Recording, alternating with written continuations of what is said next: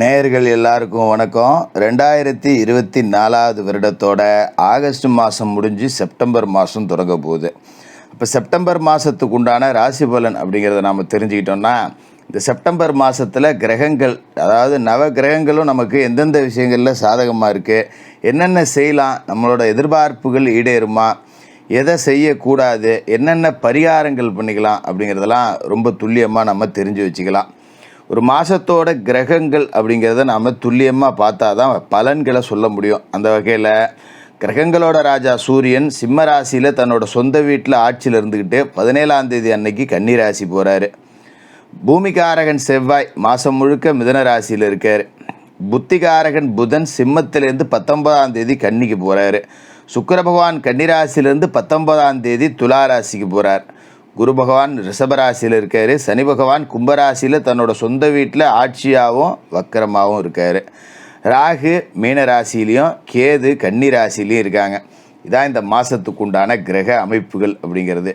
இந்த கிரக நிலைகள், ராசி மாற்றங்கள், இந்த வக்கரம், இதையெல்லாம் சேர்ந்து இந்த செப்டம்பர் மாதத்தில் உங்களுக்கு என்னென்ன பலன்கள் கொடுக்க போகுது அப்படிங்கிறத பார்த்துருவோம். ராசி நேயர்களே, உங்களுக்கு இந்த செப்டம்பர் மாதம் எப்படி இருக்குது அப்படின்னு பார்த்தீங்கன்னா, தொடர்ச்சியாக நீங்கள் 7.5 சனியோட ஆதிக்கத்தில் தான் இருக்கீங்க. ராசிக்கு அதிபதியான சனி பகவான் ராசியிலே இருக்கார். உங்களுக்கு ஜென்ம சனி நடக்குது அப்படிங்கிறது எல்லாமே உங்களுக்கு தெரிஞ்சிருக்கும். இப்போ சனி பகவான் வக்கரகதியில் இருக்கார். கடந்த ஒரு 5 வருஷமாகவே நான் கஷ்டம்தான் போட்டுக்கிட்டு இருக்கேன் ஜோசியரை. இதை திரும்ப சொல்லி ஏன் பழைய வேதனையை மறுபடியும் நின்றுங்க, வெந்த பூனில் வேலை பாய்ச்சுற மாதிரி சொல்லாதீங்க, ஏதாவது நல்லது இருந்தால் சொல்லுங்கள் ஜோசியரை அப்படிங்கிற மனநிலையோடு தான் இந்த வீடியோவே நீங்கள் பார்ப்பீங்க. என்ன காரணம் அப்படின்னா, சனி பகவான் வக்கரகதி ஆகிட்டார். வக்கரகதி ஆகியிருந்தாலும் பரவாயில்ல, அவரை சிம்மத்தில் இருக்க சூரியன் பார்த்துடுறாரு. கும்பராசியில் இருக்கிற சனி பகவானை சிம்மத்தில் இருக்கிற சூரியன் இந்த மாதம் 17ஆம் தேதி வரைக்கும் பார்க்குறார். இந்த 17 தேதி கழிஞ்சாதான் இந்த பகை கிரகங்களோட பார்வை அப்படிங்கிறது விலகும். அதனால் 17 தேதி வரைக்கும் கொஞ்சம் மனக்குழப்பம் அப்படிங்கிறது இருக்கும். செலவு பார்த்திங்கன்னா கட்டுக்கடங்காமல் இழுத்துட்டு போவோம். நம்ம ஒன்று நினச்சோன்னா அது ஒன்று நடக்கும்.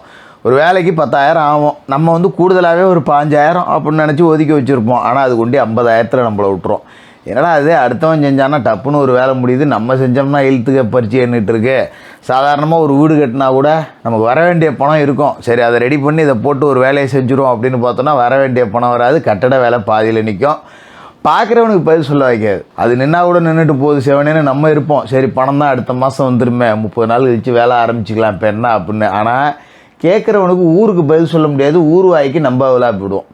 என்ன கட்டட வேலை நிற்கிது, சின்னதாக கட்டியக்கூடாதா, அகலக்கால் வச்சுட்டு இப்போல்லாம் ஆட்டாருன்னா என்ன, சொன்னதை கேட்குறானா, இப்படியெல்லாம் ஆளுக்கு ஒரு பக்கம் நம்ம காதுக்கு பின்னாடியும் பேசுவாங்க, முன்னாடியும் பேசுவாங்க. இந்த மாதிரி தான் இருக்கும். மாதிரி நம்ம எதையுமே கொஞ்சம் திட்டம் போட்டு செய்ய முடியாது. அலுவலகத்தில் மேலதிகாரிகள் நம்மளை போட்டு கொலையாக கொல்லுவாங்க. ஏன்டா 10 பையன் சும்மா உந்திருக்கேன், அவன்கிட்ட வேலை சொல்லக்கூடாதா, நான் ஏற்கனவே ஏகப்பட்ட வேலையை வச்சுட்டு உந்திருக்கேன், என் பாவத்தை இப்படி கொட்டுறீங்களே அப்படின்னு மனசுக்குள்ளே புலம்பி வேண்டியதான். வெளியே சொல்ல முடியாது. வெளியே சொன்னால் வேலையை விட்டு போடாமல் இன்னும் 4 வேலையை சேர்த்து கொடுப்பான், இல்லை பாடுவான்.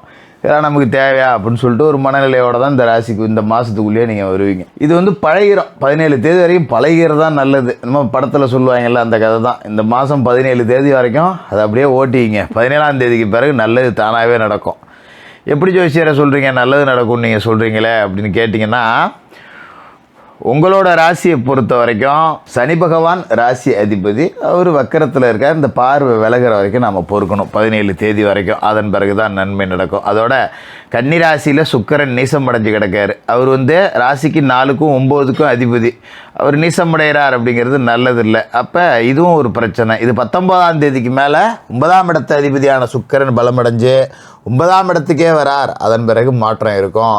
அது வரைக்கும் பார்த்திங்கன்னா கொஞ்சம் சுமார் தான். அதன் பிறகு உடல் ஆரோக்கியத்தில் இருந்த பிரச்சனை நீங்கும்.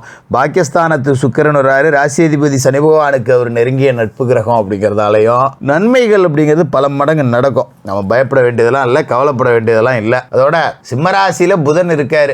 அவரும் பார்த்திங்கன்னா 19ஆம் தேதி கன்னிராசிக்கு போய் ஆட்சி பெற்று உட்கார போகிறார். 5க்கும் 8க்கும் அதிபதியான அவர் 7வது வீட்டில் 19 தேதி வரைக்கும் இருக்கார். அப்படிங்கும்போது கொஞ்சம் மாமா மச்சான் வழியில் இருந்த மனக்கசப்புலாம் மாறும். புதன் கொஞ்சம் உங்களுக்கு நன்மை செய்கிறாரு. தாய் வழி உறவுகள், தாய் வழி ஆதரவு, மாமா மச்சான், அம்மாவோட தங்கச்சி, அவர்களோட பிள்ளைகள், இந்த வகையில் நமக்கு ஒரு ஆறுதல் இருக்கும். ஏதோ அவங்க வீட்டு விசேஷங்கள் போக்குவரத்தில் ஒரு 4 நாள் கலந்துக்கிட்டு நம்மளோட கஷ்ட நஷ்டத்தெல்லாம் மறந்து செலவு 10 ரூபா ஆனாலும் சந்தோஷமாக இருந்தேன்டா பரவாயில்ல எல்லாத்தையும் மறந்துட்டு போய் ஒரு 4 நாள் இருந்தேன் அப்படிங்கிற மாதிரி இருக்கும். அதுமாரி உங்கள் மேலே ரொம்ப பாசத்தோடு இருப்பாங்க. பரவாயில்ல நமக்கு இந்த காலகட்டத்துலேயும் நம்ம இவ்வளோ கஷ்டத்துலேயும் நம்மளை மதிக்கிறதுக்கு 4 சொந்தம் இருக்கே பரவாயில்ல. சொந்த ஊரில் தான் எல்லாம் துரோகியாக இருக்கான், நண்பன்லாம் முதல்ல குத்துறான், ஆனாலும் கூட 4 சொந்தம் நமக்கு சாதகமாக இருக்குடா அப்படிம்பாங்க.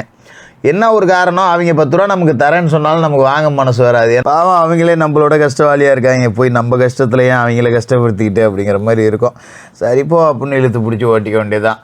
19ஆம் தேதிக்கு பிறகு கன்னிராசிக்கு புதன் ஆட்சி பெற்று வந்து உட்காந்துடுறார். அதாவது 8க்கு அதிபதி 8க்கே வரார், 8லேயே மறைகிறார். அப்படிங்கும்போது இது ஒரு விபரீத ராஜயோகம். மறைந்த புதனால் நிறைந்த தனலாபம், காசு பணம் 10 ரூபா பஞ்சம் இல்லாது, வெளியிலேருந்து வர வேண்டிய பாக்கி வசூலாகிடும். ஒருத்தட்ட பணத்தை கொடுத்துட்டு பாடுபடுறேன்ப்பா, கடன்காரனுக்கு நான் பதில் சொல்கிறேன், தேவையில்லாத ஒரு அர்ஜென்ட்டுன்னு சொன்னானேன்னு சொல்லிட்டு ஒரு ஜாமீன் போட்டு பணம் வாங்கி கொடுத்துட்டேன், வாங்கின இடத்துல நான் கடன் அடைச்சிவிட்டேன், என் வீட்டில் அதனால் சண்டையாக போகுது, என்னால் திருப்பி கொடுக்க முடியலையே, இப்படி இருக்கே அப்படிங்கிற மாதிரி இருந்தவங்களுக்கெல்லாம் பழைய பாக்கி அப்படிங்கிறது வசூலாகி ஒரு சந்தோஷத்தை கொடுக்கும். கவலைப்பட வேண்டியதில்லை. அதோட மிதனராசியில் செவ்வாய் இந்த மாதம் முழுக்க இருக்கார். ராசிக்கு 5வது வீட்டில் செவ்வாய் இருக்கார் அப்படிங்கிறது பூர்வ புண்ணியஸ்தானம். பொதுவாகவே பூமிகாரகன் செவ்வாய் 5வது வீட்டில் இருக்கார் அப்படின்னாக்க பூர்வீக சொத்துக்களை பாகம் பிரிச்சுக்கலாம். நல்ல நேரம். பூர்வீக சொத்துலேருந்து ஏதாவது வில்லங்கம், வம்பு வழக்கு, கோர்ட்டு கேஸ் ஏதாவது இருந்ததுன்னா அது எல்லாம் முடிஞ்சு சொத்து உங்கள் கைக்கு வந்துடும். அதுமாரி பிள்ளைகள் பேரில் நிலம் வாங்கி போடலாம், நல்ல நேரமாக இருக்குது. விவசாயத்தில் ஒரு 10 ரூபா சம்பாதிக்கலாம், அதுக்கும் ஒரு உகந்த நேரமாக இருக்குது. இந்த பரம்பரை தொழில் செய்யக்கூடியவங்களுக்கு நல்ல லாபங்கிறது இருக்குது. இப்போ பரம்பரை தொழிலாக யாரும் செய்கிறதில்ல, விவசாயம் மட்டும்தான் பரம்பரை தொழிலாகவே இருக்குது. மற்றவங்களாம் யாரும் அந்த தொழிலை செய்யலை. யாரோ ஒருத்தர் அப்பா வச்சு இந்த கடையை நிர்வாகம் பண்ணுறேன், அப்பா செஞ்ச தொழிலை நான் செய்கிறேங்கிறவங்களுக்கெல்லாம் நல்ல லாபம் இருக்கும். குறிப்பாக பார்த்திங்கன்னா விவசாயத்தில் காசு பணம் 10 ரூபா கூடுதலாக சம்பாதிக்கலாம். அந்த வகையில் உங்களுக்கு இந்த மாதத்தில் நல்ல மாற்றம் அப்படிங்கிறது இருக்குது. இருந்தாலும் உங்களோட ராசியை பொறுத்த வரைக்கும் குரு பகவான் இப்போ 4வது வீட்டில் இருக்கார். 4ல் குரு இருந்தார்னா தாயாரோட உடல் ஆரோக்கியத்தில் லைட்டாக பாதிப்பு கொடுப்பார். ஏன்னா அர்த்தாஷ்டம குரு. அதோட தனஸ்தானத்தில் குடும்பஸ்தானத்தில் ராகு உட்காந்துட்டு கணவன் மனைவிக்குள்ளே சண்டை, மாமியார் மனைவிக்குள்ளே சண்டை. அதாவது நம்ம தாயாருக்கும் நம்ம மனைவிக்குமே அடிக்கடி சண்டை சச்சரவு வரும். நம்ம 2 பக்கமும் பேசவே முடியாது. இங்கே பேசினா அங்கே கோச்சிக்குவாங்க, அங்கே பேசினா இங்கே கோச்சிக்குவாங்கன்னு 2 பக்கமும் அடி வாங்கிட்டு செவனேன்னு கிடக்க வேண்டியதான். அதனால் அந்த மாதிரி நேரத்தில் கடந்து போயிடுறது நல்லது. எப்பா ஏதாவது சமாதானமாக போங்கப்பா அப்படின்னு 2 பேர்த்தையும் பேசி வச்சுட்டு போகிறது அப்படிங்கிறது நல்லது. மற்றபடி பெரிய பாதிப்பு இல்லை. இந்த மாதம் பிற்பகுதி உங்களுக்கு ஓரளவுக்கு நன்மைகளையும் செய்யும். ஜென்மசனியோட ஆதிக்கம் இருக்குங்கிறதால சனிக்கிழமையில் எண்ணெய் தேய்ச்சி குளித்து முழுவிட்டு கருப்பு நிற உடைகளை அணிஞ்சிக்கணும். கருப்பு நிற பேண்டோ, கருப்பு சட்டையோ, கருப்பு வேட்டியோ, இல்லை ஒரு கருப்பு துண்டோ, கருப்பு கரிச்சிப்போ, கருப்பு வஸ்திரம் ஒன்று உடம்புல இருக்கணும். அந்த மாதிரி எண்ணெய் தேய்ச்சி குளிவு முழுவிட்டு கருப்பு வஸ்திரத்தோடு போய் சனி பகவானுக்கு ஒரு எள்ளு விளக்கு போடுங்க. மாற்றுத்திறனாளிகளுக்கு உங்களால் முடிஞ்ச உதவிகள் அப்படிங்கிறத செஞ்சுட்டு வாங்க. இந்த செப்டம்பர் மாதம் நல்ல மாதமாக இருக்கும். கும்பராசிக்காரர்களுக்கு வாழ்த்துக்கள்.